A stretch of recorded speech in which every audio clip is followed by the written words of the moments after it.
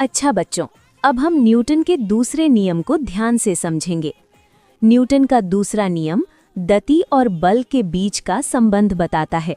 इस नियम को लॉ ऑफ एक्सेलरेशन भी कहा जाता है।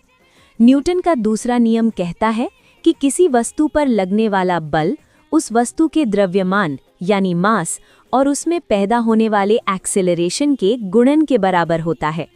इसे हम एक सरल फॉर्मूला में लिखते हैं, फोर्स बराबर मास गुणा एक्सेलरेशन यानी F बराबर m इंटू ए। अब इसे एक एग्जाम्पल से समझते हैं।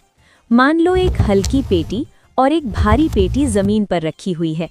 अगर हम दोनों को एक जैसा धक्का लगाएं तो हल्की पेटी ज्यादा तेज गति पकड़ लेगी, जबकि भारी पेटी धीरे चलेगी। इसका मतलब ये हुआ कि जब मास ज्यादा होता है तो एक्सेलरेशन कम होता है, अगर बल सेम रहे।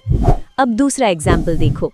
अगर हम एक ही पेटी को कभी हल्का धक्का देते हैं और कभी ज्यादा जोर से धक्का देते हैं, तो ज्यादा जोर लगाने पर पेटी ज्यादा तेज गति पकड़ लेती है।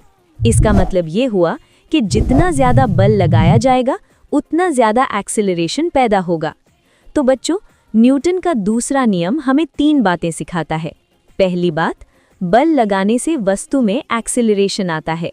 दूसरी बात, एक्सेलरेशन लगाए गए बल के सीधे अनुपात